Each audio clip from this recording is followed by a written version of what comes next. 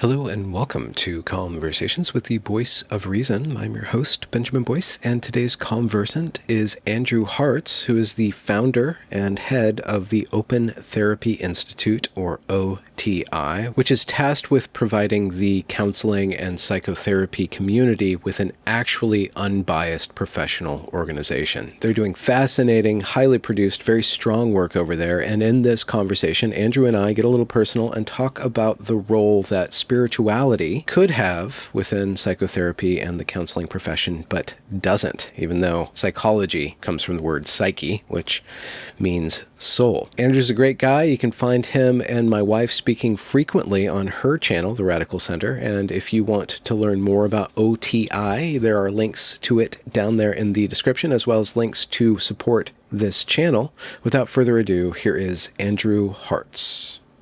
Okay, let me start over again then. Yeah. What would you call yourself professionally?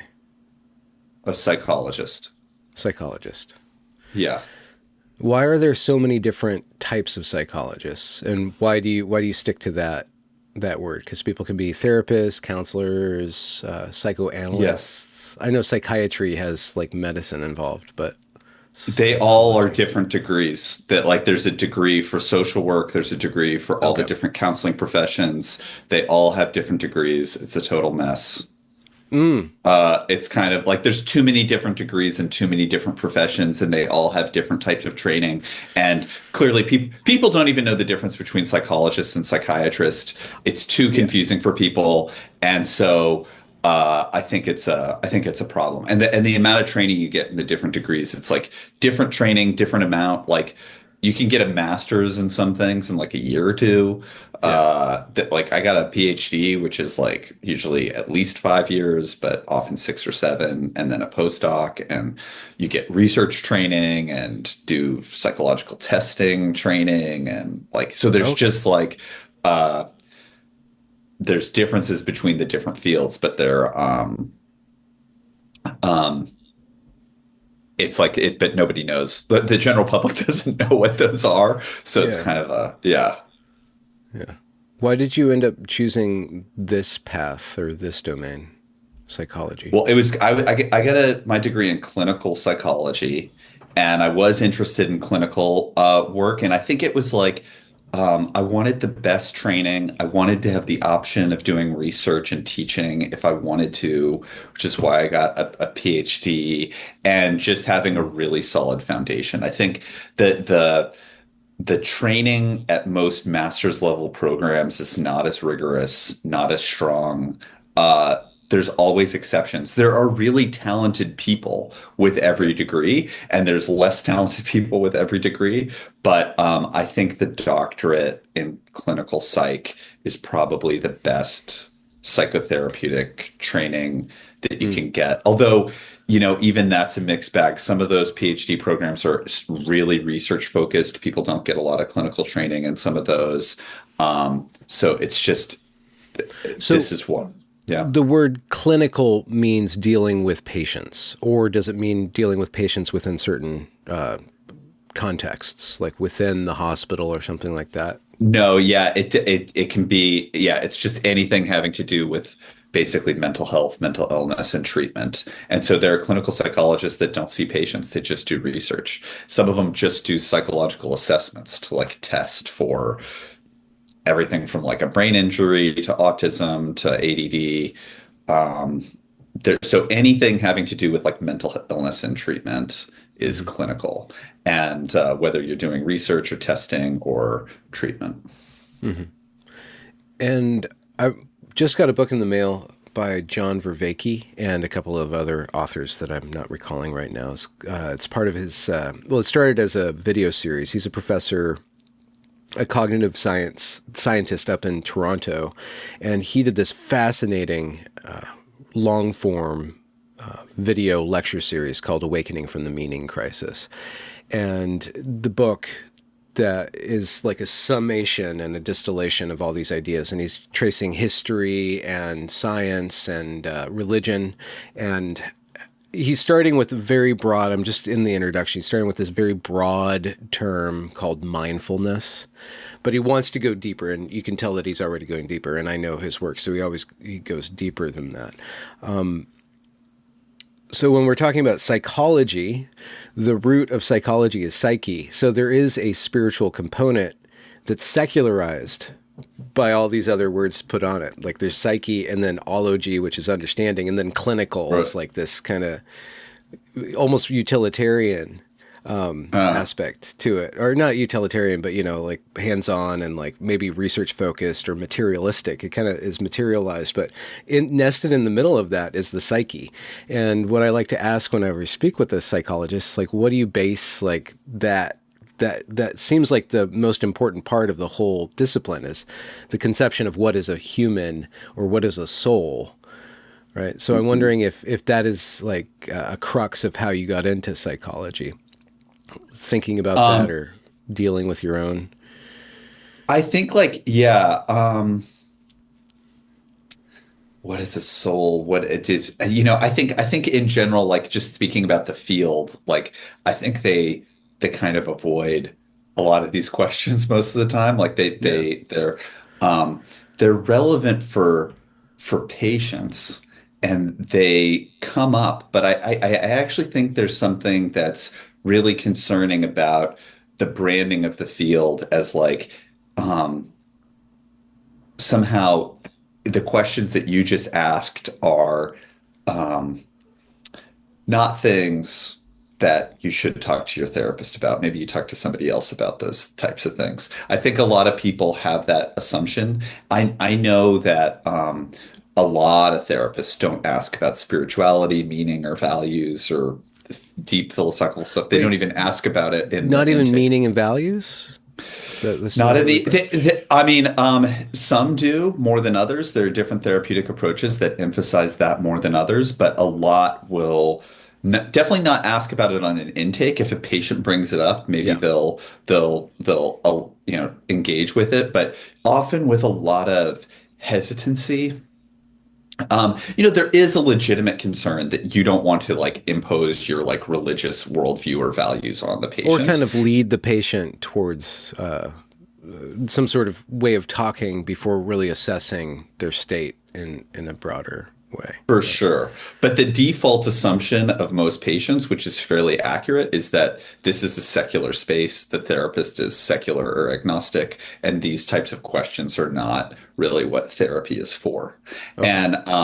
And so a lot of patients think that and assume that, and that is a lot of the way the field is branded and presented to people is so I think that's a big problem because it means that all these things that are actually really important for meaning and direction and well-being and fulfillment are often ignored and not addressed in session. I think that's a big problem. And Hmm. just to highlight this, like most psychologists and I think most therapists generally are upset that they didn't get more training in issues like this, especially faith and spirituality. Like in my doctorate, I got a PhD again. It was 6 years, and I don't think I had one lecture on religion and spirituality. Not a class, not one Hmm. lecture.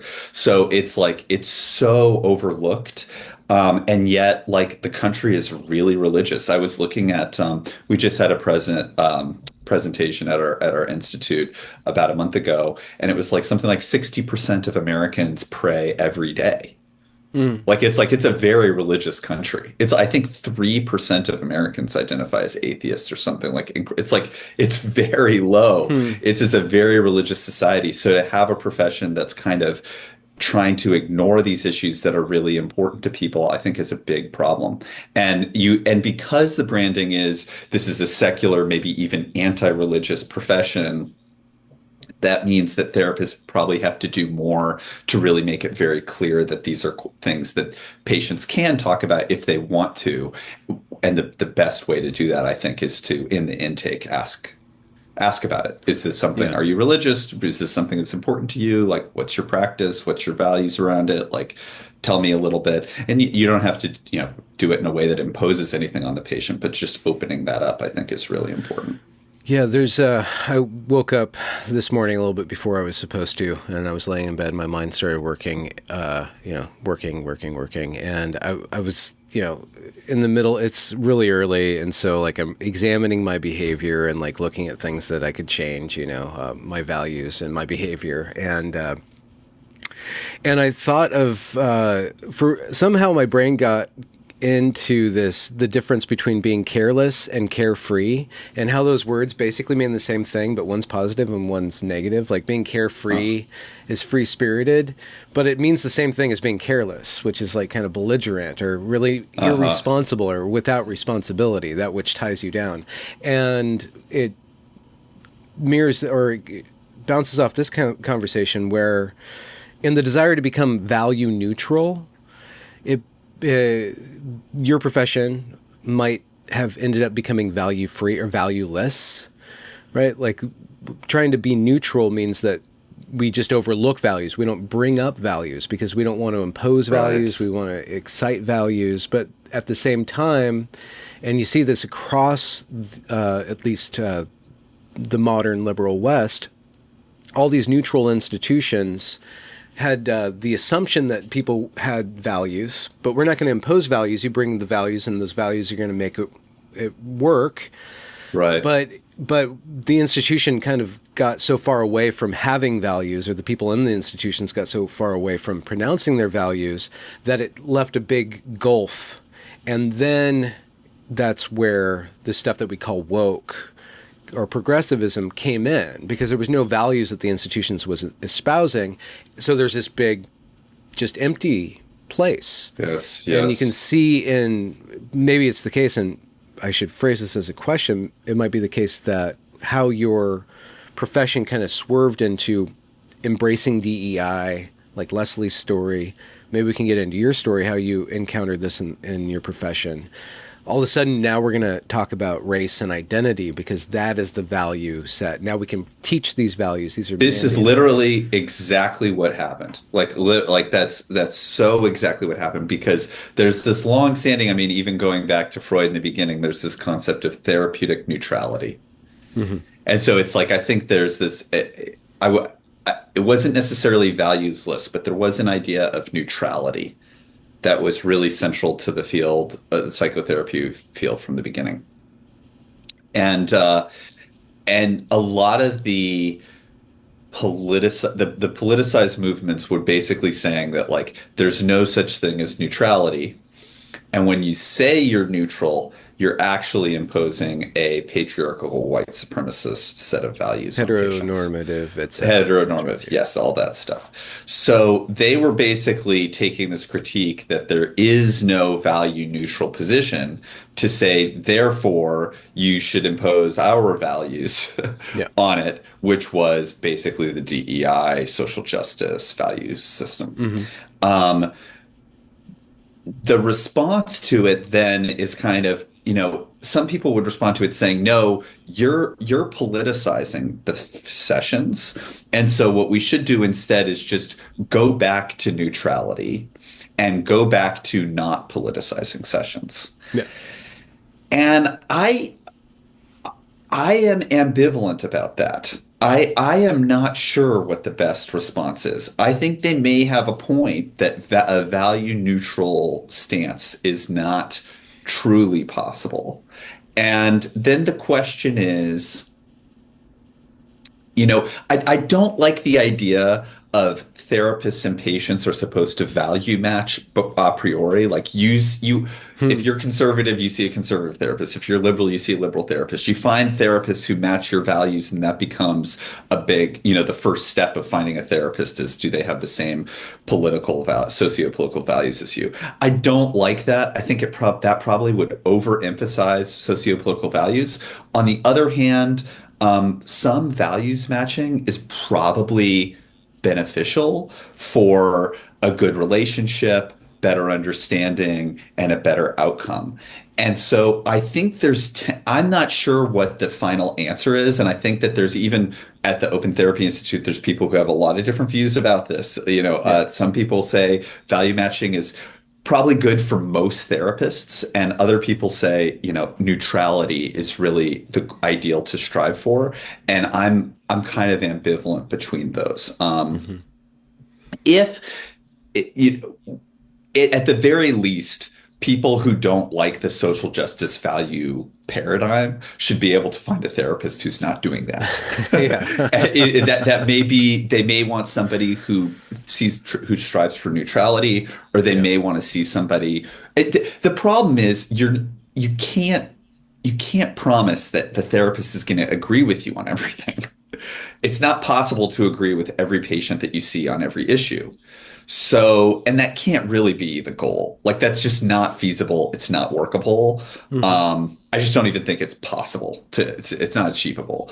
Um, but some there are some incredibly skilled therapists who can really empathize with people Yeah. on both sides of the spectrum incredibly well. I think that's a small minority. I Okay. think most therapists will do a better job if they have some broad congruence in values. And you want therapists to have the biggest window possible of who they can understand and connect with and empathize. So it's worth training therapists to broaden that window as much as they Yeah. can. Yeah. But there's probably some benefit to some general values alignment, um, as long as it's not overdone too much. Yeah. That's kind of where I am right now. Maybe that'll change, but yeah, Yeah. that's what I'm Well, thinking now. perhaps it's the case that neutrality is the function of capacity or development, or there are a set of values that allow for neutrality when interfacing with people of other values, right? So Yeah. if And there if your training has no values education, then you can't even you don't even know your own values, let alone how to communicate them, let alone how to understand other people's values. right. And I think and there's for me, I believe that being a good person in a sincere way Hmm. is really essential to having a fulfilling life. Or not that I'm not saying that you have to be perfect all the time, but trying to have good qualities and actions Hmm. and being rooted in that, that's a path to fulfillment, and I think I would generally feel comfortable sharing that with patients if they're treating other people unethically or living their life in a very selfish or hedonistic way. Hmm. That's probably a path that's going to lead to more suffering. Um, and as opposed to something that is more focused on, I think, good qualities and things that lead to more fulfillment. So that's a values claim. I think it's a Yeah. pretty generic values claim. It's not it Well, should for I our don't society, maybe it's generic, but maybe for another society, it's a very extreme position. Yeah. Well, I mean, even people, but so if you have a patient who is engaging in unethical behavior, do you weigh in as the super ego judgment factor to say I think that's wrong? I mean, I Yeah. probably wouldn't frame things that way, but at the very least, I think that when people live that way, they tend to have all types of short and long-term problems, not least of which is a lack of fulfillment. Yeah. Okay. So we're getting somewhere. Fulfillment and suffering. So we can't really talk about the soul, right? At least at this point in the conversation. But and the soul, it's really difficult, and that's culturally dependent too. So it's a big theological discussion that kind of doesn't even land necessarily. No, But yeah. oh no, go on. I look, so the soul is really important. One of my favorite books that I ever read in the field is called Freud and Man's Soul, and it's by Bruno Bettelheim. And it's a great book. It's about 100 pages. Bruno Bettelheim, important caveat, is a incredibly controversial figure because he's famous for blaming mothers for causing autism in children without Oh, evidence. And he really ruined a lot of people's lives, and I think is deservedly maligned for that. But okay. he also wrote uh, some good books, and this is a really good one. The And this is duality just man, blame your mother and write something awesome. He wrote a lot of awesome things, but he's a very complicated figure, and Yeah. people hate him. Lots of people hate him. Okay. So just as background, but the book is called Freud and Man's Soul. Now, the focus of the book, it sounds very dry. It's not. It's about Freud's translation from German into English. Um, and one of the things that happened was the word psyche, which literally does mean soul, got translated into English in Freud's work as mind, Yeah. which is different from a soul. And that's the way people think psychology is the study of the mind, not the study of the soul. But it's a different, it has a different connotation. Now, but really interesting thing is Freud sometimes used the German word soul, not psyche, but actually soul, which can't pronounce German, but I think it's seal or seele. And and that got translated as mind in Oh, English, which is just like a mistranslation.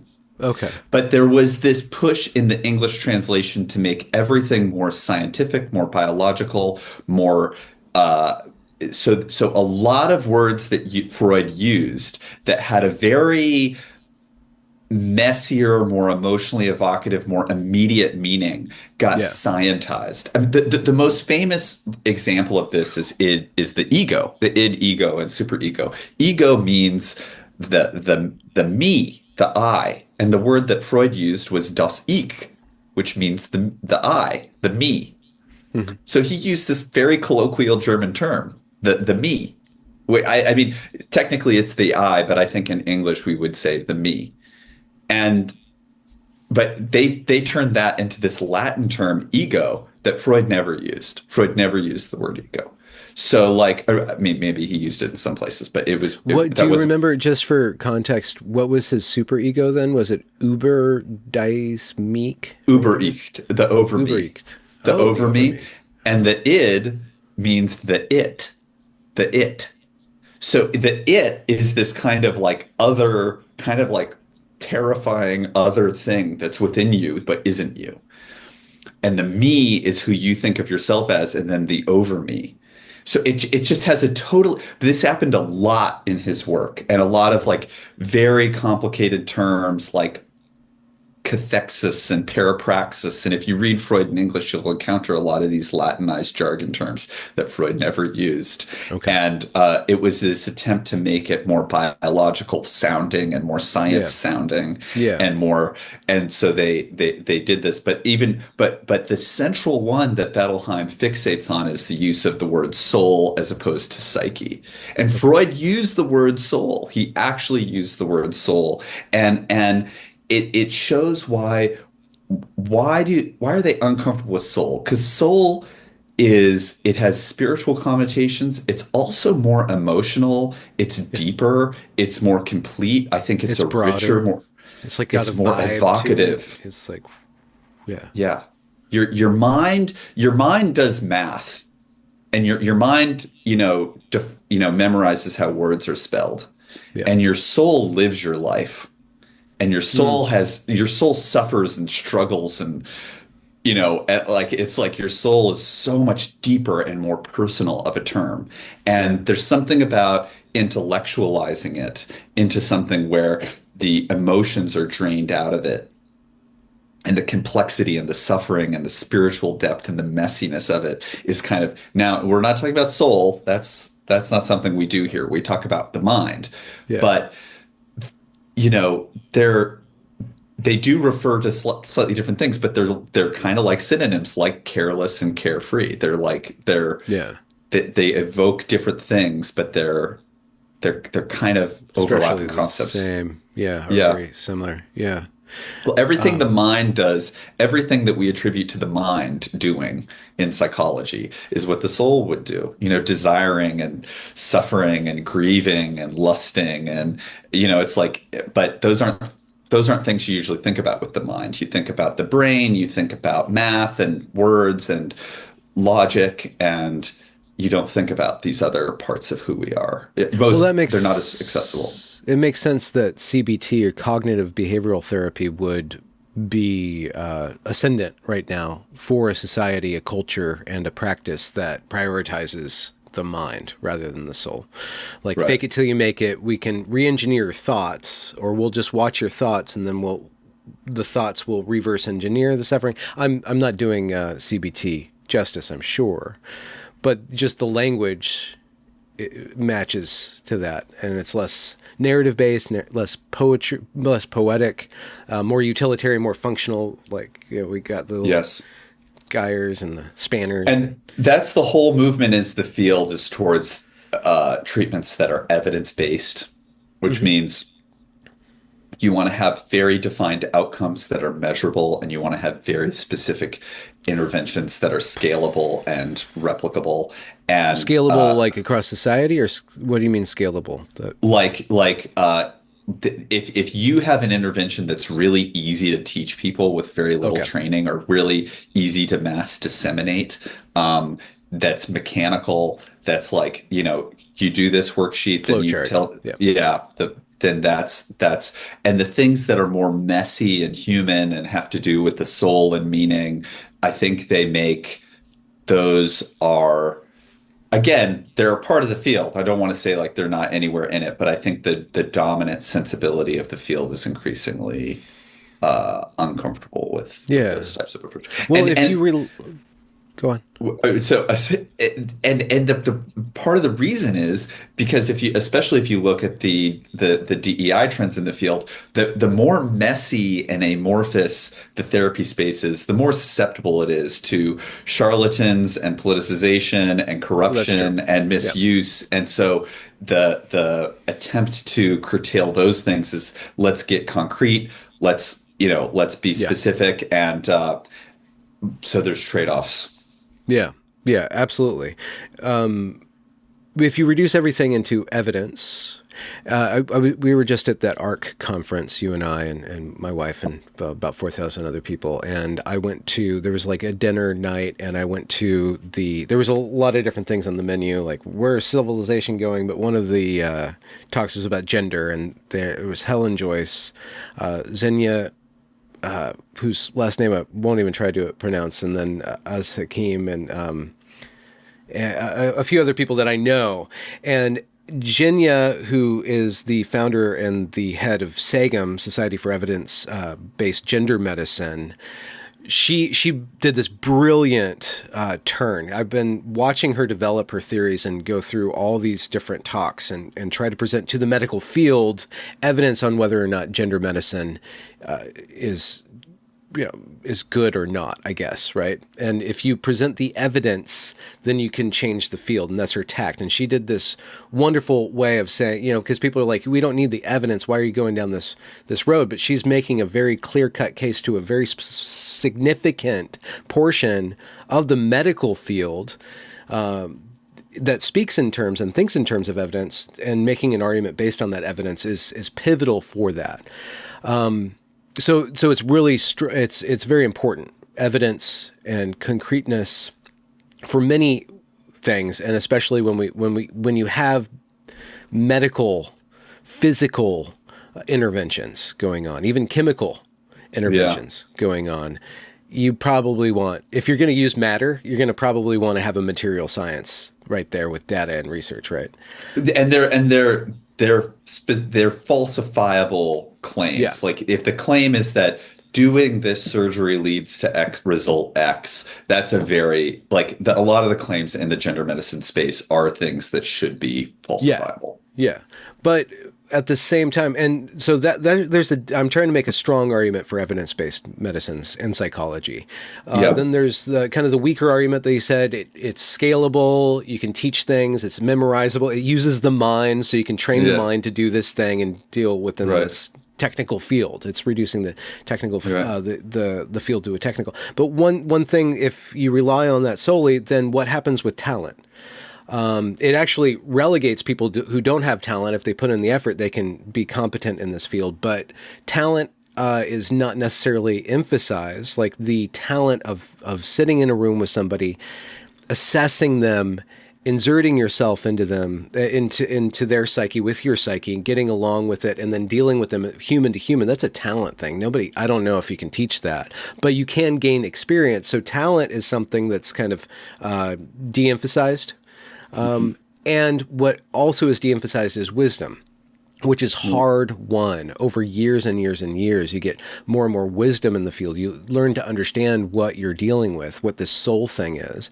And also you have to deal with it yourself too, like analyzing yourself and participating in the process of, I guess, fulfillment or becoming or meaningfulness or mindfulness or whatever. So there's that wisdom aspect of psychology that I think is absolutely essential. If you want to go to a counselor, you want to go to a wise man or a wise woman. You want to go to somebody who is, for all intents and purposes, a secularized version of a priest or a shaman or something. And by shaman, I don't mean somebody who's going to poison you or like do something with your head, but somebody who's a position that has been in our social circles for eons. It's taking the position, the psychologist taking the role, the archetypal role of a function that's existed throughout human society. Yes. I mean, I think, and that's, I think probably the extreme version of CBT that's extremely mechanical and stuff, that seems likely to be replaced by AI pretty soon. Interesting. So it's not, I don't know. I think for the researchers, it still has a future in terms of new concepts will be built into these programs, but I think it probably doesn't have a long-term professional role for therapists, because I think, and it may be that's a first line of treatment, is encouraging people to do some things like that. There's a lot of useful stuff there that's like, make sure that you exercise, wake up at a regular time, drink water, get fresh air and sunlight, like don't use too much drugs and alcohol. And, some people just need to hear that and can benefit from that. And that stuff will probably be displaced by AI. I think so, like, it depends on, there's a whole spectrum in that like human connection part of the treatment from, I think stuff that's easier to talk about to stuff that's like, the very esoteric. And so some of the easier stuff to talk about, which I still think is really useful, is really like, I think I pay attention to what I'm feeling when I'm with a patient. And there's this idea of 3 lines of communication. There's channel 1, channel 2, and channel 3. And channel 1 is what they're verbally saying. And that's the stuff that's going to get typed into ChatGPT. 2 is the affect. So it's not, especially in therapy, it's not unusual for the verbal content to be incongruent with the affect. They're saying things are fine, but they don't look like things are fine. They're saying they're not angry, but they seem angry, or whatever it is. Or they're saying that they're calm and they don't seem calm, or whatever. It's like there's incongruence. So what's the affect versus what's the verbal content? And the third one is what you feel as a therapist. And that's a very hard thing to do outside of therapy sessions. I'd really discourage people from doing this in their personal lives. Some people try to do it. I think it's very hard. It's when if I'm in my office and I see patient after patient for a full day. Yeah. I know I woke up in a good mood. I had my first session. It went well. Second session starts. I'm depressed. Yeah. I have my third session. I'm back to normal. What happened in session 2? Why am I depressed? And sometimes it's not because of what they're talking about verbally, and it's not even their affect, but I'm picking something up about, and sometimes you feel something that is the patient isn't able to feel. They're feeling it, but they're not able to process it. And so they're out. Yes, that's a great way of putting it. Yeah. And so you get insights from that line of communication too. But I'm in whatever the work I'm thinking I tend to think about people as having, our brain and our neurobiology is built to feel every emotion. Our hormones, our nervous system, they're all designed to feel all of the emotions. They're hardwired, and so they're pretty much going to happen over the course of life. Like you're going to have happy and sad and pleasure and pain and pride and shame and anger and desire and anxiety and stress and whatever. You're going to have all of these feelings over the course of your life. The goal isn't that people feel happy all the time or only feel good things all the time. I don't think that's an achievable goal. The goal is balance. And so you want to be able to like let feelings come and go, more or less not be too distressed on a day-to-day level Hmm. and have a sense of balance. So when people get stuck, I think it's because they either don't let a feeling happen or they don't let it go. And so if somebody's feeling like when it Yeah. crosses the line into disorder, I think it's too much anxiety, too much sadness, too much anger, too much stress, too much lethargy, too much whatever it is. And it's usually because one part of the psyche is overloaded because another part is blocked or neglected or so Hmm. so when I'm listening empathically both to what they're saying verbally, what they seem like they're feeling and what I'm feeling, I'm thinking about on an emotional level, and this is just one intervention. This isn't the only thing that I do in sessions, but it's a dominant thing that I think about is what are they feeling too much of and what are they feeling not enough of and why are Hmm. things out of balance? And it could be, you know, they're feeling a lot because they're not reflecting, or they're thinking all the time because they don't feel, or they're acting to avoid feeling, or Yeah. they're doing one thing to avoid doing another. It's not just emotions, but certain areas of the psyche are getting overloaded and others are getting neglected. And so you use your empathy and your connection to the person, not just the verbal information, but all the information to think about what's blocked and where do they need to be guided to have more balance. Yeah. That now we're speaking. This is a synonym for a spiritual practice, by which I mean, in order for you to perceive another person, you have to be clean, right? You have to be a Mm. lens. You have to be attentive and still. And also you have to participate in absorbing them and then letting them go too. So you have to have a certain level of psychological maturity, spiritual maturity. Psychological meaning spiritual, and by spiritual I just mean your state, like being your conscious state.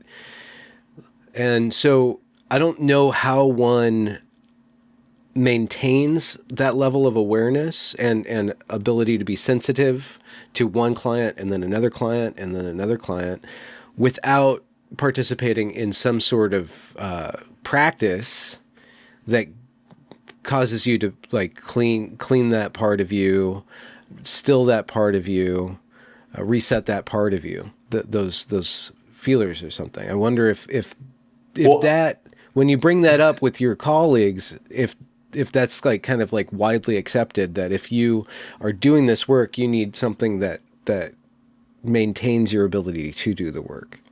Well, and for a lot of them, a lot of therapists would say you need to be in therapy Oh, so yourself, you or just even go to therapy. psychoanalysis. Yeah. Or, I mean, it could be that. I mean, it depends in terms of the spiritual. Like, there's a wide range of what's considered spiritual, Yeah. and I I'm think fine. I'm this comfortable part. with a broad understanding of it, especially for this conversation. There's a range that I think therapy can get at, and I think the emotional side, it's not. And I don't know Emotional. that Okay.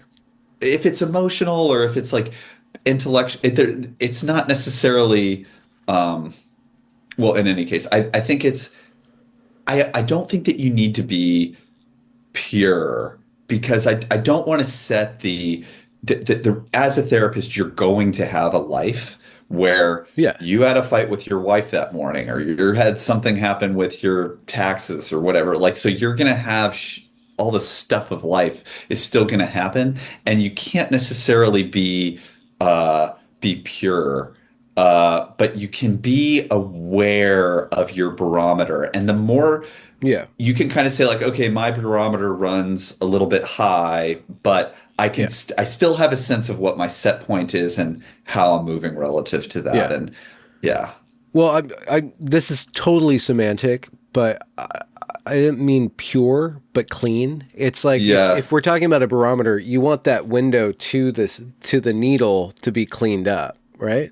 You need to You, I be think able to be aware. it helps to be aware and it helps to have it be, um, but it's also interesting how um, it's not. I think it's more about a practice of reflection most of the time. Like Hmm. I remember this is like might be sometimes you talk about your experiences as a therapist, it can be very upsetting to people. But I'll tell you, I had a patient once who had experienced like repeated horrible sexual abuse from a young age. And she was telling me about, what happened to her. And I'm telling you, I felt nothing. And which is really, That's we're talking about information. that's information because what? Like that's so weird. Like why would I not like this is the most heart-wrenching story I've felt in my life. One of the worst things I've ever heard and I'm just not feeling anything. And then I remember, like 6 months in, and she might have been talking about something fairly trivial with like her boyfriend or something, but I was like the emotion hit Hmm. and it just came in. And it wasn't just for my read on it is what I'm it was um I do think this was her process that I was feeling. I don't think it was like all of a sudden I realized what had happened. Like I knew from the beginning that my response to what she was saying was unusual and striking to me. Hmm. But but they Hmm. it can happen where you have a really bad day. There are patients who make you feel better about yourself, you know, and um, I think sometimes that's a bad thing.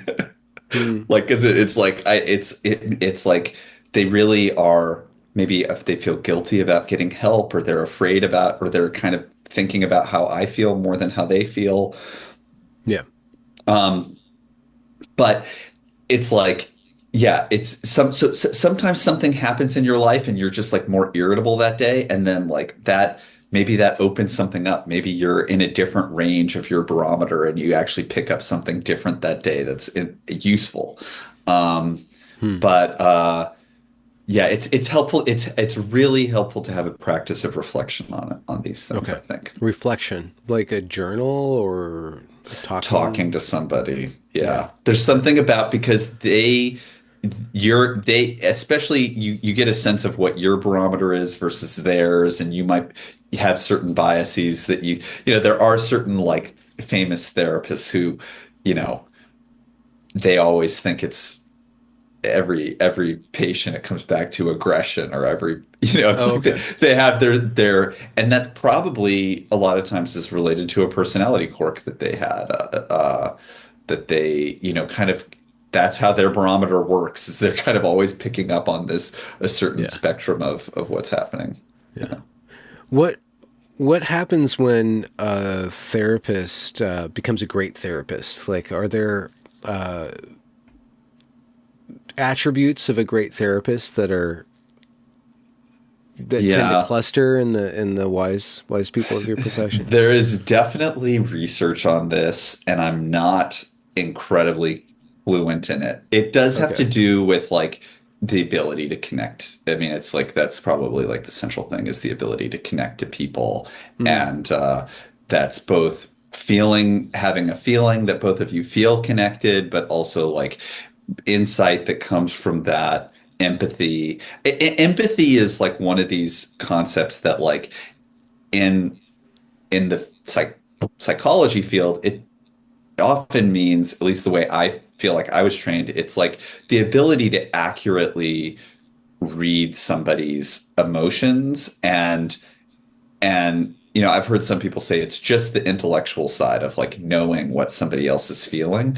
But I Hmm. think it's also, to me, I would also say it's also being able to resonate with what they're feeling and Mm, actually connect at an emotional level. But yeah. in the country now, empathy often means um, kind of like uh, giving in to somebody or siding with them Yeah, putting them or up.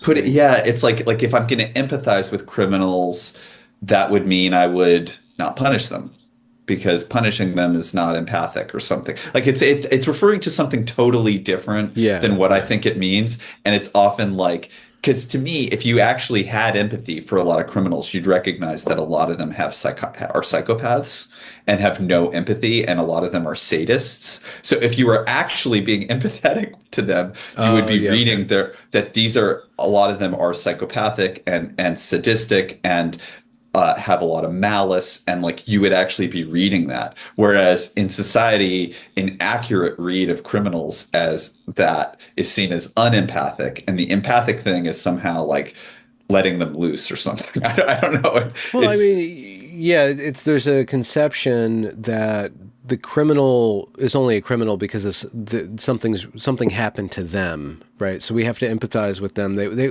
in a better childhood or something like that, they wouldn't be this way, and because right. they're not responsible for their behavior because they weren't responsible for setting themselves up to be this way, right? And it's almost like belief in that theory is confused with empathy, which is they Yeah, didn't all have bad childhoods, or there's lots of people who had bad childhoods who didn't become criminals, and lots of people who are yeah. criminals who didn't have the childhood they're fantasizing about. But it's almost like imposing a particular fantasy about who they are on them, which is actually unempathic because it's not reading them accurately in terms Okay. of what their dynamics are. So I think there's something weird about how that word empathy is being used in our culture right Well, now. this is But interesting. It's kind of off topic, but what do you yeah, do with evil? Like the problem of evil. Are people evil? You right. say people can be psychopaths, people can be sadists. So Yeah. I guess evil is a very strong word with a lot of religious connotations. But what, from your point of view, having lived life this Right. far, how do Right. you conceive of evil in the human being, and you can interpret evil into a more secular, technical. I'm I'm not sure. Well, okay, so I'll do the secular technical one, right? Then maybe we can go back to evil. But psychopathy, my impression is that there are not effective treatments for psychopathy. And probably the best treatment, if you want to call it treatment, is prison.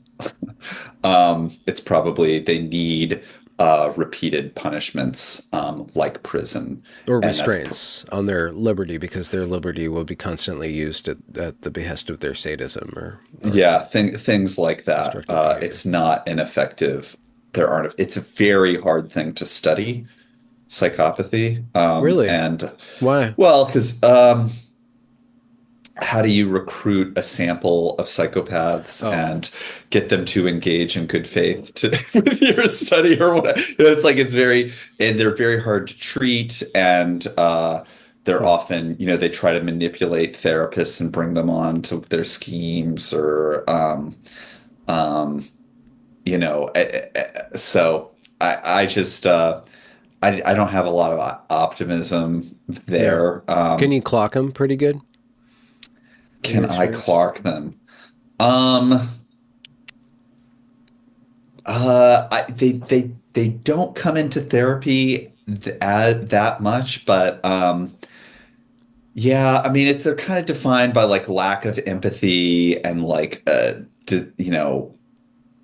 there are certain traits that you can kind of pick up on, but they don't go Hmm. into therapy so much. It's not Okay. like I don't know that I'm so great at clocking them, but I don't know that that's such an important skill because you don't. There are certain like personality structures that you do see. Like, yeah, I think you do see borderline personality disorder. You see narcissism. Is that the Madonna syndrome? To what the the middle? borderline. I always think of Oh, that oh, song when somebody oh. says it. Could you define borderline? Because that's always a very squishy one for me. I mean, it's in the DSM, and it's Okay. basically like they have really unstable um, identities and relationships and emotions, and it's really about instability is the But central thing. they tend to be more open to therapy for some reason because Yeah, they they're often, yeah, because they know they're in distress, and they're often, but they can be in things where they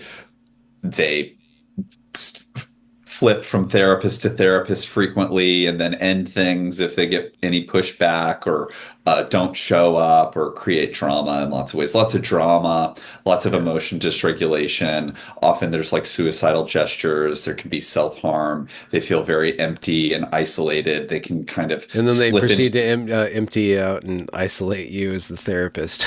Uh, well, they really need very structured treatments, Hmm.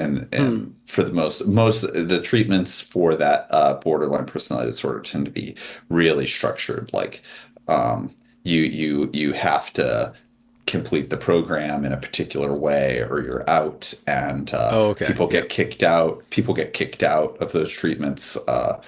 Pretty regularly because that's the frame. And it's like, if you want treatment for this, this is what it is. And if you don't, see ya. Yeah. It's just like, so there's kind of they have a different ethos a lot of times than from other treatments. Hmm.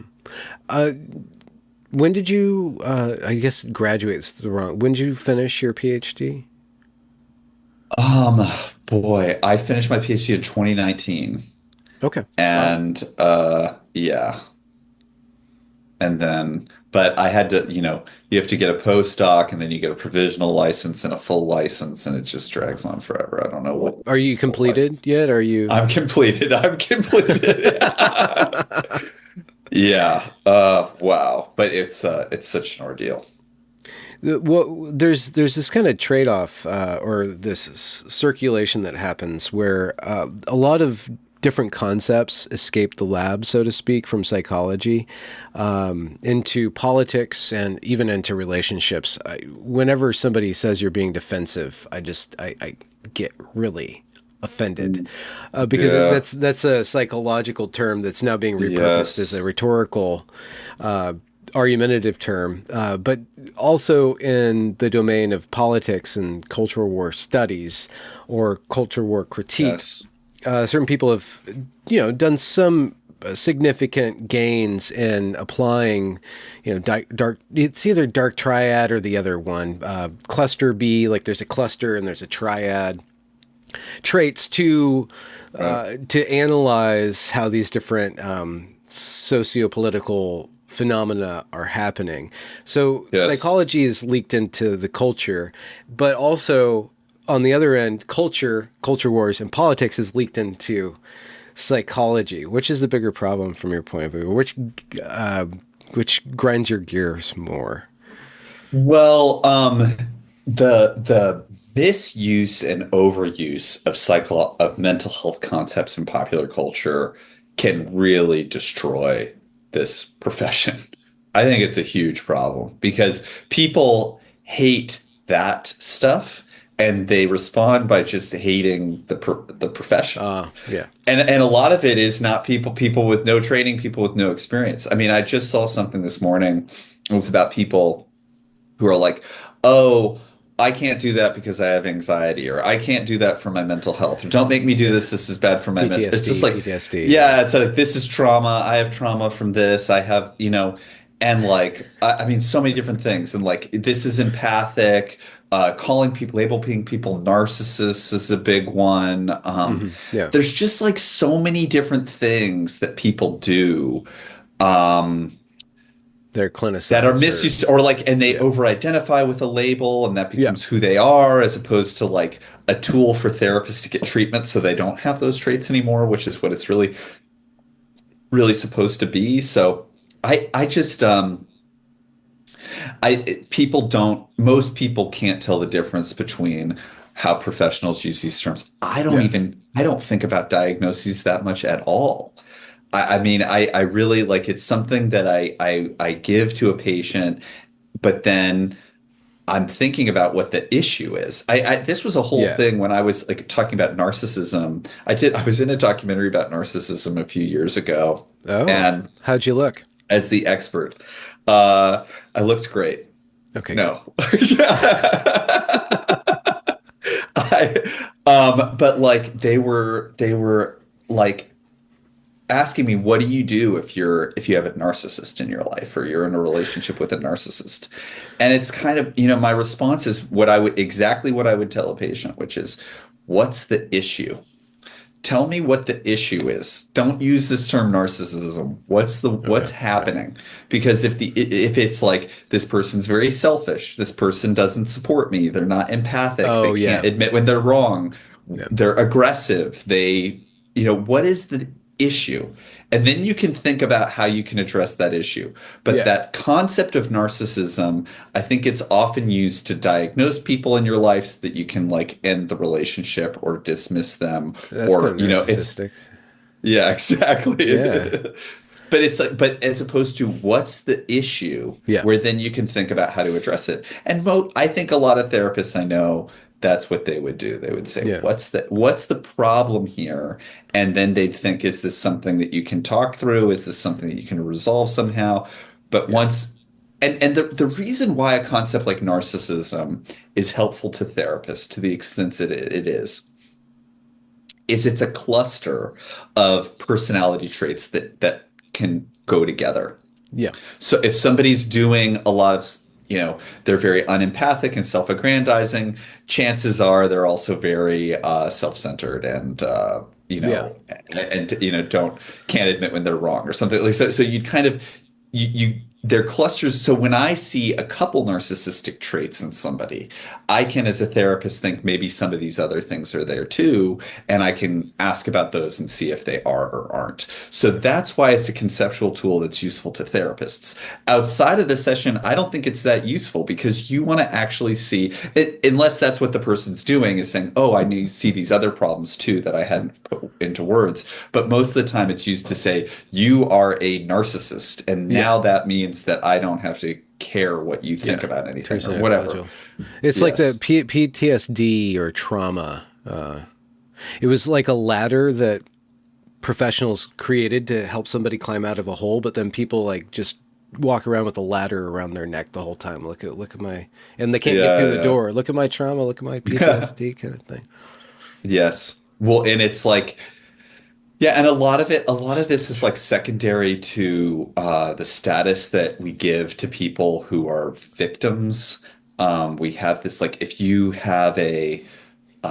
can argue that you have deserved victim Yeah, status, you get there accommodations.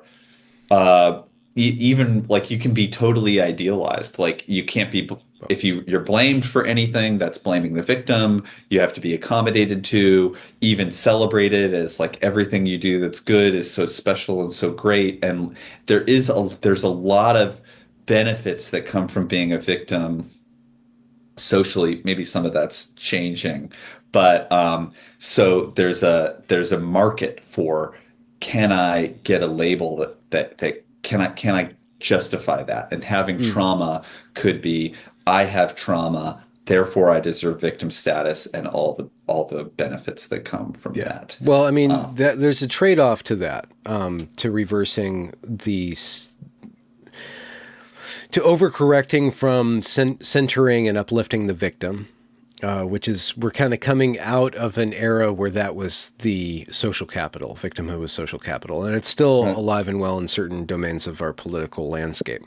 right. But if we go too far to the victor or the aggressor or the great man, the strong man, the tyrant, then that brings with it not just, it's not terribly all bad to have,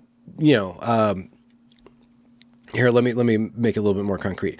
So one of your glorious professional organizations came out with, I think it was the American Psychiatric Association or one of those guys, came out with a statement or a strongly worded paper that we're going to cure men of their toxicity, right? And this whole Right, concept right, of right. toxic masculinity, Right. where a man who is going to pull himself up by the bootstraps or is going to be a go-getter or suck up your feelings, right? Like all these traits are cast as having negative attributes. Like a man who can't open up about his feelings probably he could use to get more comfortable with talking about his feelings, but at the same time, society has prized men who can hold their feelings back because then they can work in times of stress and their feelings aren't front and center. Like there's these positive aspects Hmm. to that. I'm wondering. I don't know how to pivot into, or I don't even know where my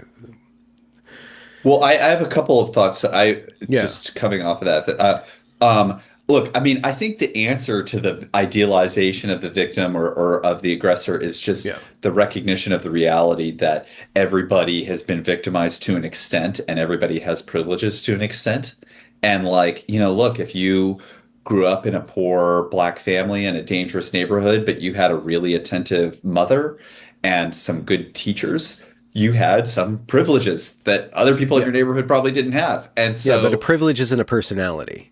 it's not. And even if and you could grow up with a lot of advantages, you go to a very great school and your parents have money, but they're incredibly neglectful and maybe there's somebody who abuses you at some point in your life or something. And so there's disadvantages. Now, which of those two adds up as like the better life? The one who's abused but has lots of money, or the one who has really great parents but doesn't have money? And how do it's like maybe we can just kind of like recognize that like it's very rare for people to not have any hardship, and I'm not sure that's even good for people Hmm. to not have any hardship, and Yeah. it's very rare for people to not have some good things happen to them. And you got some benefits, and it's good to be grateful for those. So I think that that levels the playing field of like most of us are probably in the middle. It's probably a bell curve in terms of how much privilege versus victimization we all have. Like we're mostly in the middle where we have a fair amount of both, you know. And Yeah. there are people that are more at the extremes. And so what? I think we don't want. I think that that's kind of a way of diffusing it a little bit. Yeah. Um, the men thing that you brought up is also really interesting, and I had some thoughts about that. So like I think I would go back to I think a lot of the way that the therapy culture is framed, it's like this is a pet peeve of mine. Is like, do you want to talk about your feelings? Like, let's talk about your feelings. Like, it's like there's something that just I hate about that framing. And it's like, you seem like you're feeling angry. And it's just like there is this kind of Stuart Smiley. You remember Stuart Smiley on Yeah. SNL? There is this kind of like Stuart Smiley's quality to a lot of the way that this is arranged. And it's like, look, the way that I would frame it to a male audience is that this, just like we said before, your brain and your neurobiology has all of the emotions built into it. We are animals with a animal brain. Even if we also have a soul, we have like these animal Yeah. bodies that have uh, these emotional reactions. When you are aware of those, at what is happening and why and what's triggering them, you can respond more effectively. And when Yeah. you're aware of what you're feeling and what other people are feeling, you're going to be much more interpersonally effective. You're going to be much better in relationships. You're going to have better relationships. You're going to be able to communicate and get what you want a lot better. You're going to be more successful professionally. Like having the awareness of Yeah. what you're feeling and why, and skill and fluency with that will make you stronger and more effective at what you do. And Yeah. that's not like, it doesn't have to be the like, that sounds like it made you sad. Do you want to talk about being sad? It doesn't have to be this like cringy, awful thing that's like nobody would want to do. It's more just about, I think there is a way that this is part of our psyche. Emotions are part of it, so are thoughts and relationships and spirituality and everything. And the more awareness and fluency and skill you have with those things, you will be, I think, not just more fulfilled, but more effective. And there's a way of talking about it that doesn't have to be the cringy way. And so I think a lot of it is tone and framing, and the fact that the field has gotten so feminized that it frames it, therapy with men, as like men. just need to be more comfortable talking about their feelings, and why don't they talk about their feelings more? And it's like it just I think it just pushes men away more and more from the field when a lot of them would benefit from it. And I Mm. do think that the biggest problem, uh I think aggression is a big problem for a lot of men. Regulating anger and irritability is like something that all men need to learn how to do and think about, and it's hard. And I think another one is not numbing out your emotions, because I think that does damage your fulfillment, but also your relationships and your effectiveness. And so it doesn't have Mm. to be like, oh, somebody was mean to me and now I feel sad and I need to talk about cry with somebody. Yeah. It's like, don't no, I wouldn't encourage that. I don't do that. Don't do the cringiest therapy you can imagine. Yeah. But like just thinking about like if you've got issues, whatever they are, your relationship isn't going well, or it's an anger issue, or you're lethargic, or you might be depressed, or whatever it is, like just understanding what you're feeling and why can Yeah. increase that skill. So I think that the field does a terrible job about messaging this in a way that works for men, and the way that the field is framed, the way that therapy is practiced, I think really pushes men away because it doesn't frame it in a way that works for them. Yeah. Yeah. Yeah. It's impractical for certain groups. So It's open so therapy. cringy. It's Yeah. so cringy Well, yeah, there's and that too. uncomfortable. Yeah. Yeah. Okay. Anyway. Yeah, there's a big I don't know if it's still active, but you go on Instagram, there's a lot of like Instagram therapists, with like a bunch of different messages, like Yeah. Yeah. like with the Yeah. fonts and stuff like that. I wonder how you would do that for men, how you would get men into therapy. I feel like what like the things that men are interested, I think, in wellness. They're interested in thriving. Like they're Yeah. interested in success. They do have issues that happen with relationships, with career, with energy, motivation, with conflict. With like it's just like this is something that can be framed as a way to Yeah. improve on those issues. Yeah. And I think that's how I would frame it. Yeah. So Open Therapy Institute. It seems like you guys have a big, well, I want you to define what the goal is of that, because it seems like a big project. What do you see? Yes. What is the need you're responding to? What is the problem you're seeking to solve? Yeah. So this, in one word, it's about socio-political bias in mental health care. Um, a lot of institutions have been incredibly politicized, lots of political bias. Obviously, people know about this at universities, but K through Hmm. 12 education, medicine, Hmm.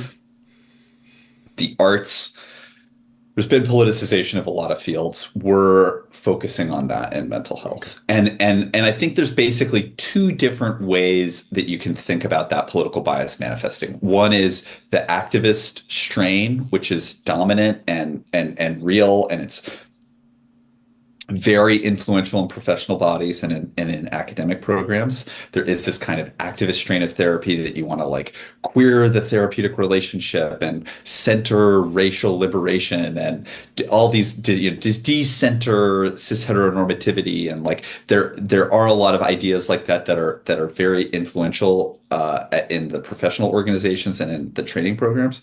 Hmm. But there's another way of thinking about bias too, which is like, what are the things that the field isn't addressing that it should? Like the masculinity stuff. Yeah. Therapy is not connecting with men. Why? We're not, men are like 20% of therapists, and just saying like most of them, they're disproportionately gay.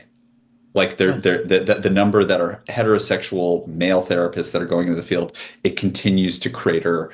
And it's like, depending on the degree, it's like 10%, 20%. It's just cratering. And it's mirrored in men not wanting therapy because it's not framed in a way that works for them. They can't find somebody that clicks with them, that actually provides what they're looking for. And I'd say as a whole, the field seems to not care about that. Like you'd think that, oh, this is a crisis. This is half the country that's not Hmm. being adequately served. What Yeah. can we do about this? No. It's basically radio silence. And so there are lots of issues like that I think where they're under addressed in the mainstream of the field. Transgender issues are obviously part of that. I would say faith issues are part of that, like we talked about at the beginning. Um, there's also like not good care for conservatives. Racial issues can be part of that. I've written a lot about victims of anti-white aggression needing services, especially groups um, Hmm. where they can connect to other people who've had those experiences. And so, so I think there's lots of things that are needed. In the field that are just like not even on anybody's radar, like nobody's even trying. So I think so the broad purview is there is a lot of socio-political bias in mental health. We want to change that, and that's by highlighting everything that's not being done in the field, all the perspectives and work that's not being done, Yeah. and start to get a literature about it, get Yeah. trainings about it, and get services on it. And it's basically like it is a monumental project because there's so much bias on so many issues in mental health care. And we some of these were starting at square one, like the men's issues, like how it got this bad before anybody started to do anything. And the people who are addressing it tend to not be in the mainstream of the field. The mainstream of the field still kind of views men as toxic. And, even on men's issues, just to kind of like break it down, like what are biases in men and against men in couples therapy that might happen? What Ah, are biases in men against men in the workplace? Anti-male aggression that can happen in relationships and in the workplace or in school programs, in academic programs. What about dating, men's issues in dating, men's clinical issues? Like if we were talking like maybe aggression is a big male issue, so is numbing out, so can be isolation. Those are not really, any of them aren't really DSM diagnoses. Like I mhm. think the types of issues that men would most want help with are not in the DSM. The DSM prioritizes different patterns of symptomatology, and so there aren't treatments for a lot of the things that men would want. It's crazy to me that there's no anger or irritability disorder. I don't. That doesn't make any sense to me. Why isn't there? I have no Or, idea. or inversely, why would we want to categorize irritability as a disorder? Well, if you're irritable to the extent that you're snapping at people and losing your job over it, Okay. or or you got divorced, or you don't have a relationship with your kids because you snap, you don't have to be breaking things or being physically violent. You can be just it A can jack. it can ruin your freaking life. I mean, Yeah. like I like you can get fired, you can destroy your career, you can blow up relationships, and like it's so people who have that should be able we should have good treatments for people with that, and they should be able to get help. And part of getting them that in the current system, plenty of things to criticize about the system, maybe it should be totally restructured, whatever. In the current system, they're having a label helps you research the phenomena and come up Oh, with okay. treatments for it. Yeah. Yeah. And then people who have that pattern can say, oh, here's a specialist who knows about that. So it has a utilitarian function. Okay. um yeah. So OTI, you guys are trying to, I mean, not even trying, but you are working on establishing literature that fills in some of these gaps. So it's kind of like a alternative institution in a way, or that's the trajectory. We're trying to catalog all the issues and perspectives that are not being in the field because of bias. And so that is trying to get an academic literature on those, trying to train therapists on those, and ultimately trying to get services to patients on those issues. Hmm. So we want to raise awareness about these issues, train therapists, and get them services. Isn't it, Yeah, go ahead. No, that's fine. wouldn't it be ideal to have an institution in which you guys were nested, like a university or something like that? And is there any university that you are aware of in the West that would be a good pairing for this direction that you guys are going? Yeah. I mean, I talked to some people at one point at the University of Austin. I think that would be a great place. I think there are benefits to it being unofficial, having a university home. Because then you guys can actually train people and have a politically neutral if that's Yes. even a thing, training program and University of certification. yeah, University of Florida would be great. I'd love to have a training program, and then we could have faculty who were doing research on these Yeah. issues. I mean, ultimately, long term, we need to be uh I think this needs to be a feature of every training program in the country, that Hmm. therapists are learning about these issues, they're learning about bias and different perspectives so they can do this work. Okay. I'll say even more than that, this is probably something that every profession needs something like this. A place that's like highlighting what's not being addressed because of bias, like in sociology departments, in the arts, in every field. I think there's a need for literature and work Hmm. around issues that aren't being addressed because of bias. And that's ultimately the way that I think reform is going to happen, of these fields. I don't think like the dominant approach right now seems to be people saying, well, let's ban DEI. Yeah. Let's get DEI out. And that's very hard for a number of reasons to actually ban it and actually remove it. Um, it can just be renamed and Yeah. whatever, there's different things that happen, but if you actually build scholarship and resources addressing the overlooked issues, that's where you really get new viewpoints in, and I think you Yeah. really get Yeah. change. In every profession should be doing this, in my Yeah. opinion. I think that the word bias, even the concept, has been corrupted, adopted, co-opted by the social justice movement, the whatever that thing is, that hyper progressive activist strain. And what you're talking about when you talk about bias is in another way of looking at things. It's like there's market opportunities here. There's things that are not being addressed.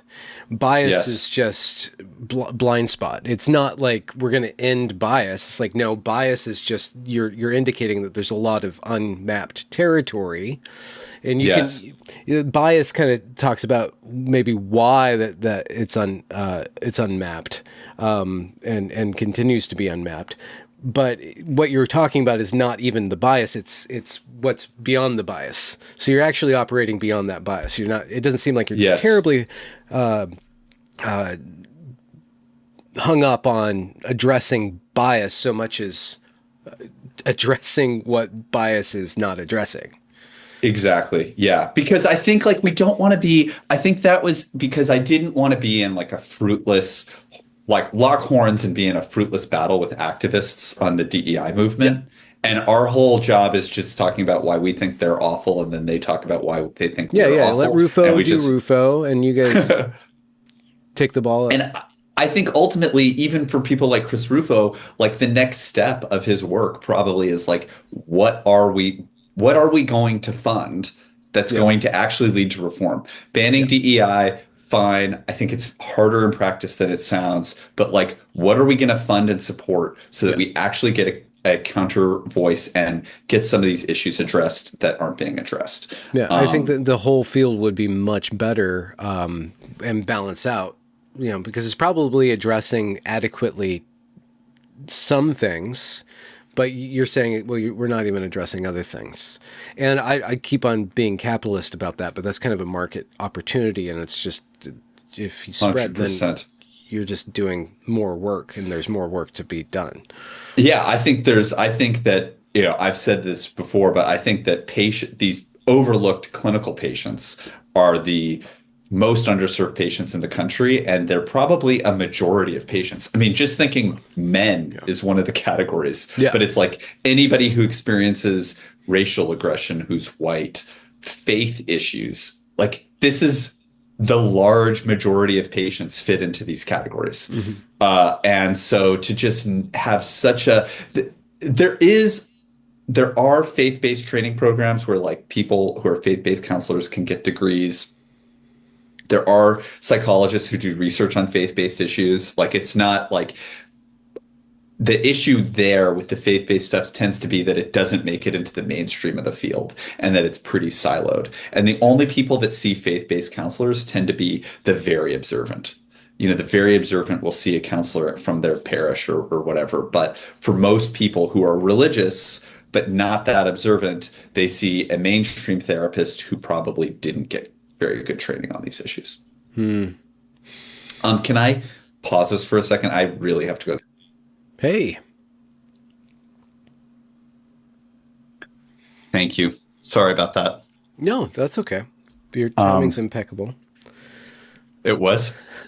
No, I'm kidding. Oh, well, I actually was really happy that you were bringing up that issue of the market opportunity and like how many people are overlooked because that's the thing that's so insane. It's just like the field, the mental health field is really preoccupied with underserved populations, but only in these kind of ideologically consistent categories. So they're really concerned about like tr black trans like kids or something. Like they have this like very narrow focus. And then there's a group like men and they just have Yeah, yeah. no interest.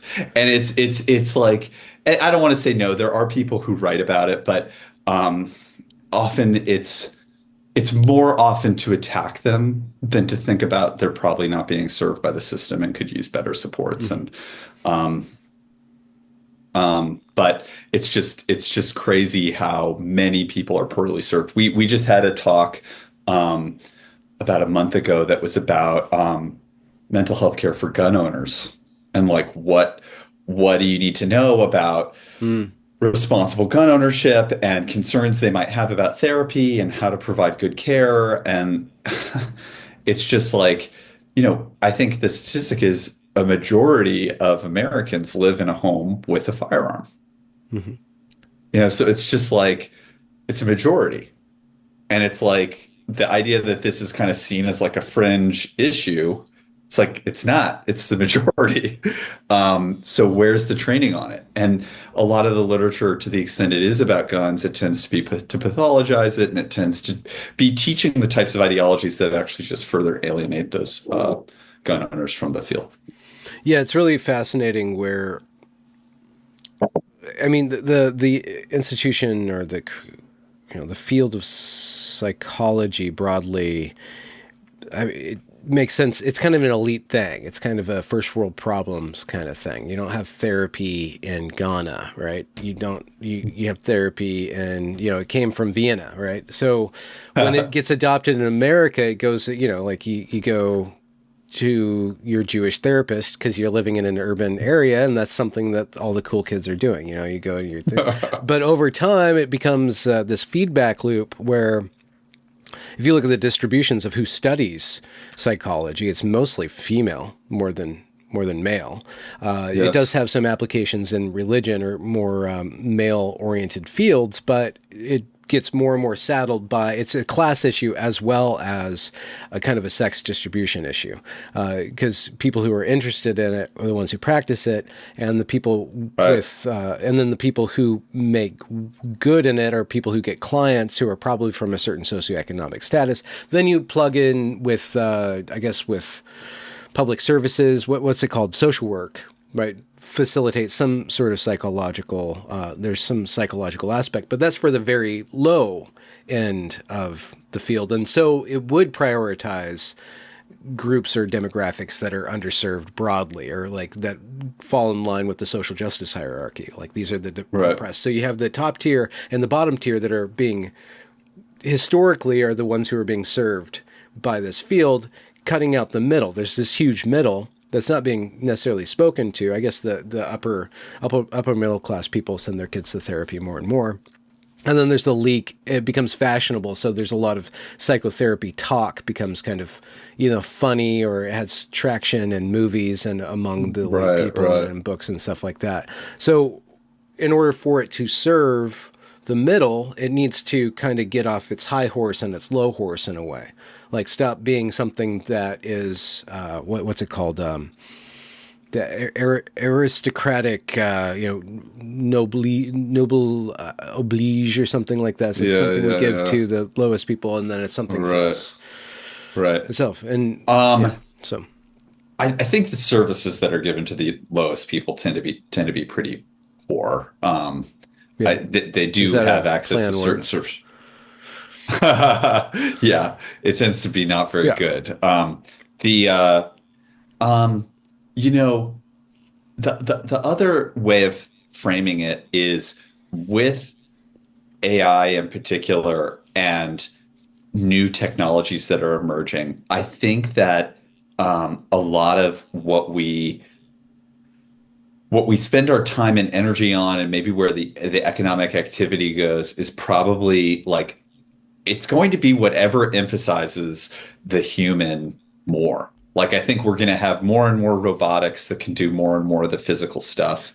They'll be probably doing all the farm work and the pick, and maybe they'll even In the be, pharma. well, Yeah. we'll be doing they'll be building houses and maybe doing all of our manual labor by robot within 20 years or something.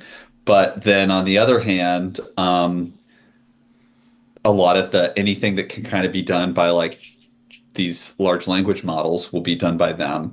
And what's left will probably be things that more emphasize unique human abilities that are Yeah. not mass producible that way.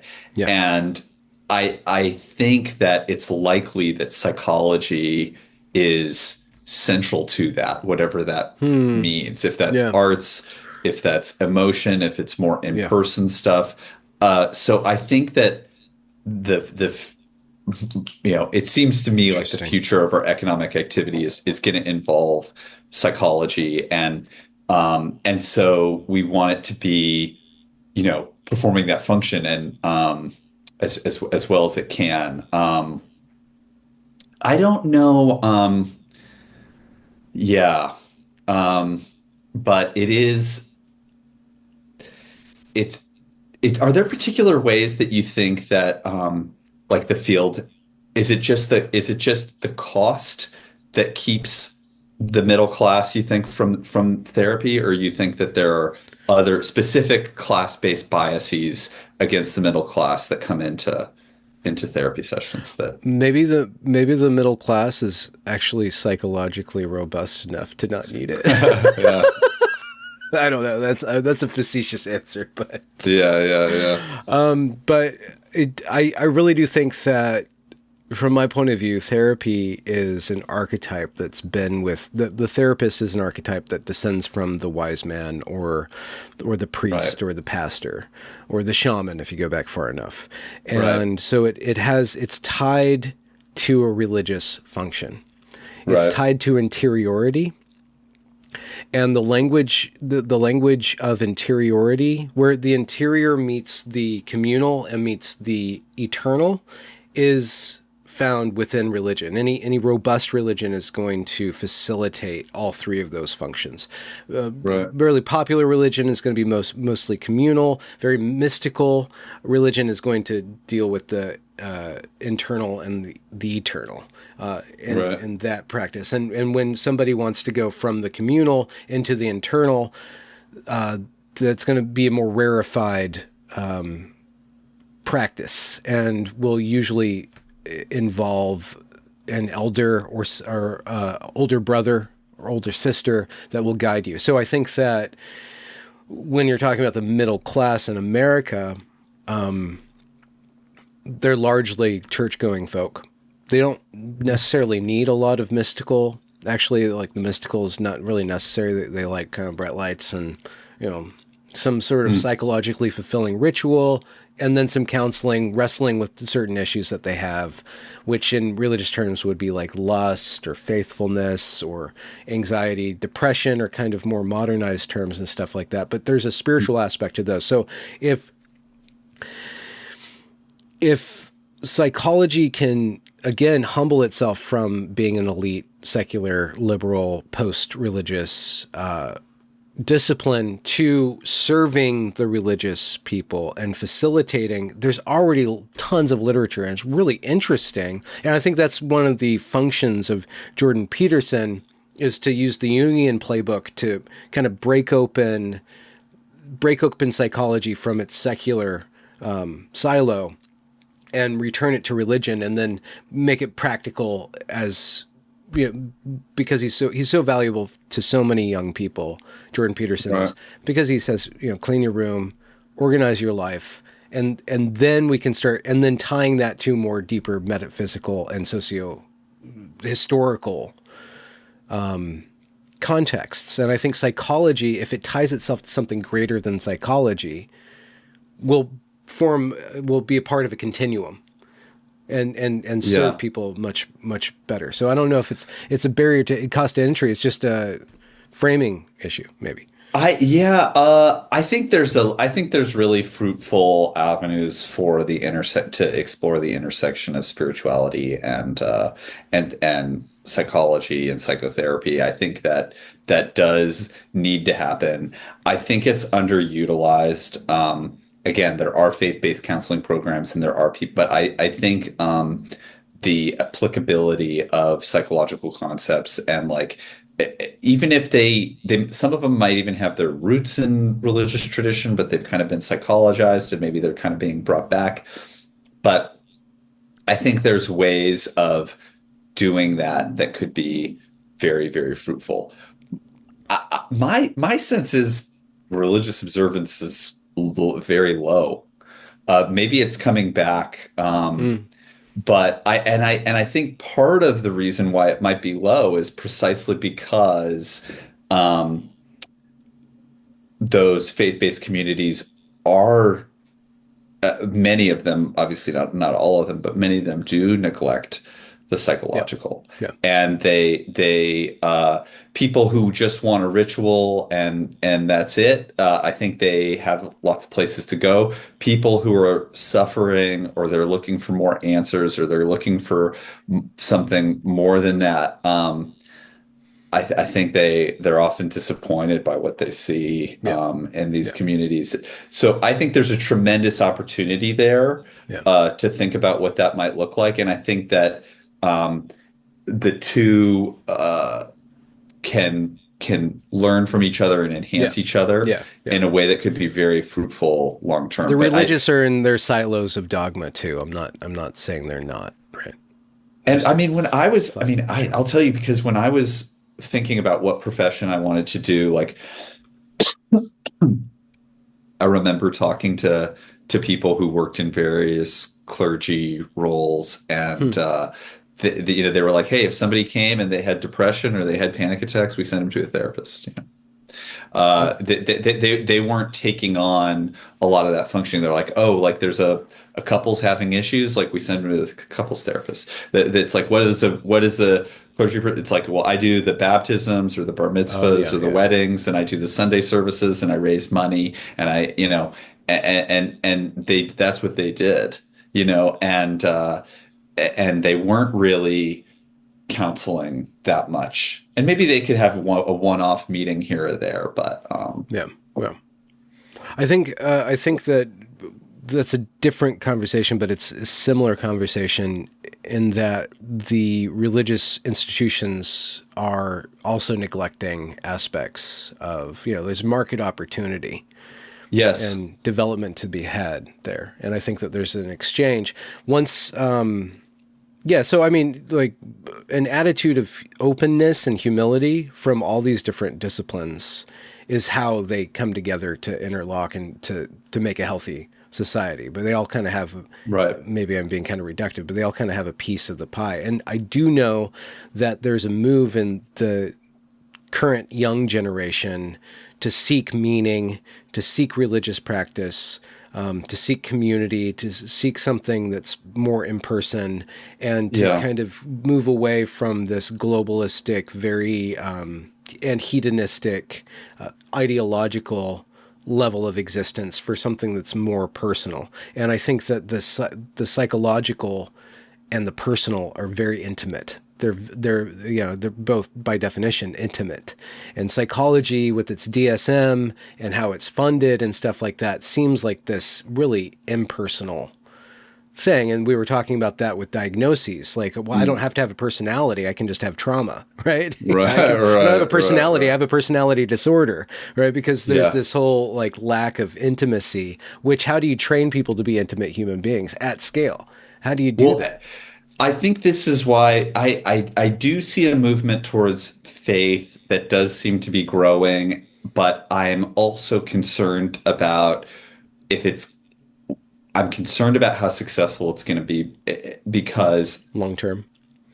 because like the question is, how do you tap into the wellspring that is the source of fulfillment that really nourishes and guides you, and how do you establish that connection and build that practice in a way that can really help you grow into and guide and nourish and sustain and heal you and do the things that you're expecting religion to do. If you come in with a very, it's very intellectual and dogma focused and rigid and practice focused or superficial potentially or external, like it won't do that. Mm. And so I think that people probably need, my impression for what it's worth, just through like might not be accurate, but what I've seen is that people actually need more guidance to say, what is the power that you're seeking? You're seeking a connection to something that can guide you and sustain you, and that is not no simple thing. And so you can't, a superficial religiosity that's, I think there's a lot of benefit in ritual. I'm not knocking ritual and I'm not knocking tradition and practice in any way. But to do that requires a little bit more. And I don't see as much of that, like, hold Mm. on, like this practice, what you're Catholic, you're whatever you might be, what is this power that I am ultimately looking Mm. to connect to? How do I do that? And how do I bring it into my life in a real living way? And so now that doesn't make as good of a tweet. So maybe that's why it doesn't get out Mm. on social media the same way. And maybe it is happening, but people need, I think, a little bit more Substance. guidance to get there. Yeah. Yeah. Yeah. I think that perhaps there's an opportunity, even within OTI, to just have it like a little corner of your magazine addressing meaning, addressing religion, and why is it Yeah. overlooked Yeah. by psychology, right? That's a huge, 100%. because people are looking for the same thing when they walk into, largely, they're looking basically for the same thing when they walk into a therapist's office as when they're walking into a church. Broadly speaking, there's some crossover there. There is There some is crossover there. there is What is that crossover, crossover? Yeah. and they can complement each other or they can Yeah. be at odds at each other depending on how they're framed. Can I do my plug? Yeah, So plug we it. we do, we do have a magazine. We do have a journal. It's called Frontiers in Mental Health. You can get it on our website. It's opentherapyinstitute.org. If you are a therapist or mental health professional or researcher or student, please, please, please become a member. We need members. This is how we develop the Hmm. professional community that can respond to these things. Join, join, join. You just go to the website, click membership, and you can join. We have peer consultation groups that are free to members. You get discounts on workshops. We share clinical referrals. We also have Clinical, CE it's like credit. it's client swapping. If you are looking for a therapist, you can email us and we will connect you to a vetted member who Hmm. can see you. We also have CE credit trainings. If you're a mental health professional and you're looking for trainings, join, sign up, take our workshops. This is how we survive. Become a member and take our Yeah. workshops. And if you're a patient, contact us and we can connect you to a therapist. Anybody can read our journal, our magazine. We try to keep the articles accessible. We do have something on spirituality in our first issue.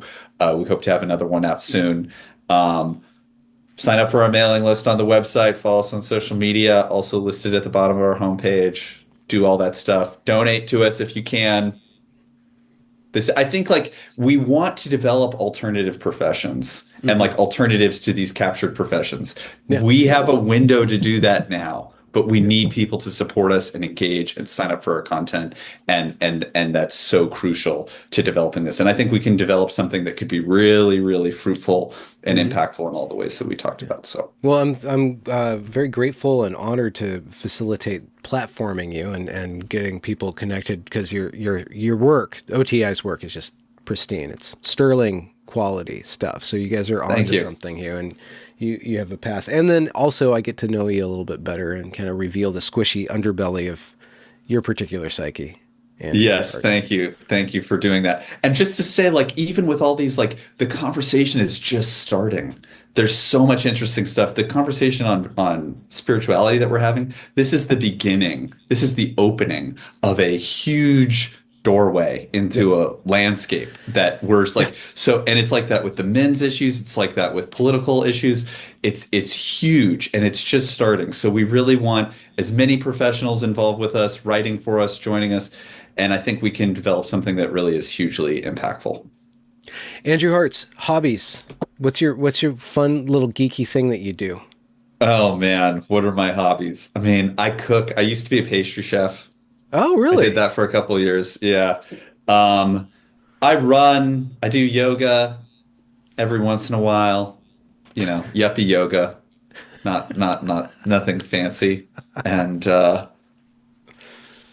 yeah, what else do I do? I'm also just like I'm working all the time with this You're busy. institute. You're a busy, busy I'm boy. constantly Yeah. working right now. So my This is your my baby. Yeah. my under my hobby life is probably undernourished, but yeah, Yeah. I Yeah. like There's a that. time for all those things. But right now Yes. it's OTA. Well, thank you That's very much for joining me. I'm going to end the recording now. I'll link to your work and resources down there in the description. Andrew Hartz, thank you very much for joining me.